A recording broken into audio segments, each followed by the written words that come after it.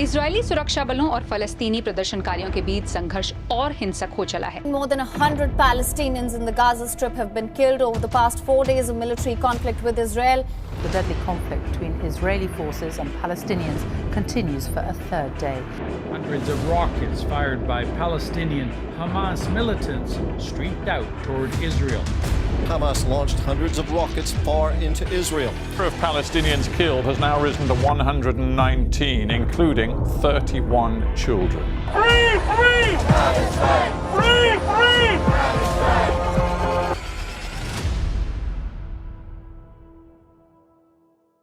नमस्कार, मैं आशुतोष सिंह राठौड़ आपका स्वागत करता हूं नेशंस लुकआउट में। इजराइल और फिलिस्तीन के बीच में पिछले कुछ दिनों से संघर्ष चल रहा है, जिसके कारण दर्जनों लोगों ने अपनी जानें गंवाई हैं और इन्हीं लोगों में हमारे भारतीय मूल की एक महिला डॉक्टर भी शामिल है। इजराइल और फिलिस्तीन के बीच में ये संघर्ष नया नहीं है, ये कई सालों से चलता आ रहा है। तो ऐसा क्या कारण है कि ये दोनों देश इतने सालों से एक दूसरे के दुश्मन बने हुए हैं? इसका जवाब इन दोनों देशों की हिस्ट्री में मिलता है, जो कि यरूशलेम से जुड़ा हुआ है।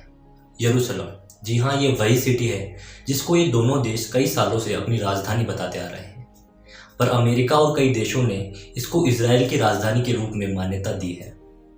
यरूशलेम की खास बात यह है कि ये तीन धर्म, मुस्लिम, ईसाई और यहूदी, इन तीनों धर्मों के लिए एक पवित्र स्थान है।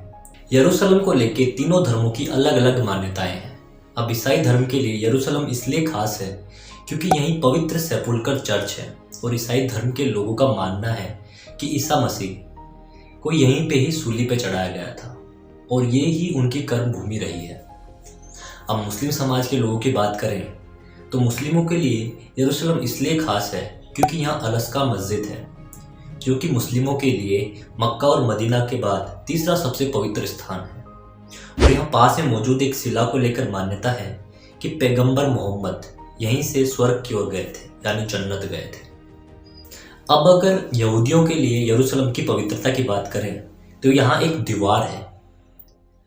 यहूदियों का मानना है कि इस दीवार के पीछे इनका सबसे पवित्र स्थान है, जिसे होली ऑफ होलीज कहा जाता है, जिसका मतलब है पवित्रों से भी पवित्र। यहूदी चाहे किसी भी कोने में हो इस दुनिया के, वो जब भी प्रार्थना करते हैं तो यरूशलेम की तरफ मुंह करके ही प्रार्थना करते हैं।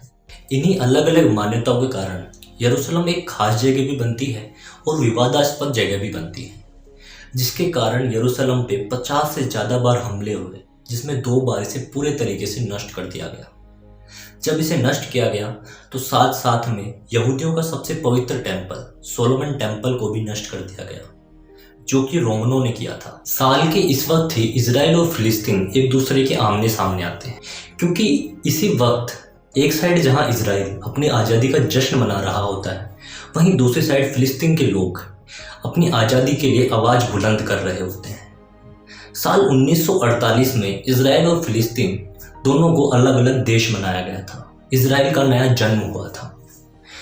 अब जब भी ये दोनों देश एक दूसरे के आमने सामने होते हैं तो 2 पक्ष बन जाते हैं।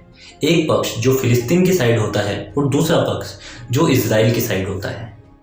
अब इजराइल का सबसे बड़ा डिसएडवांटेज ये है कि इजराइल चारों तरफ से मुस्लिम कंट्रीज से घिरा हुआ है, जिसके कारण 1966-67 में इजराइल की 5 देशों से जंग हुई, जिसमें सीरिया, मिस्र, इराक, लेबनान और जॉर्डन शामिल थे।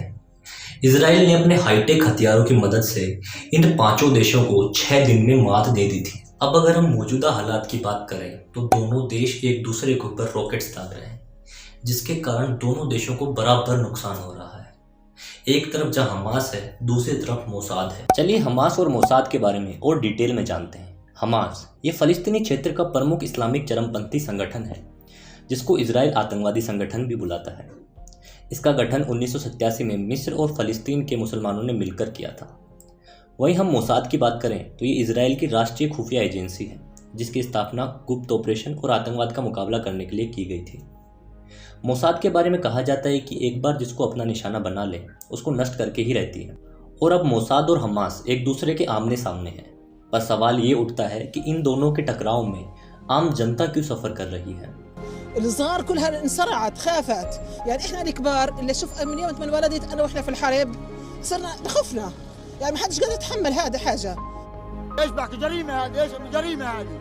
ناس مدنيه مرة في قلبها، مرة وولادها في قلبها، وواحد حلق وواحد نحواعي، هل انقصفوا؟ لا انقصف مقاوم ولا انقصف واحد مسؤول. احنا مدنيين نايمين في دورنا.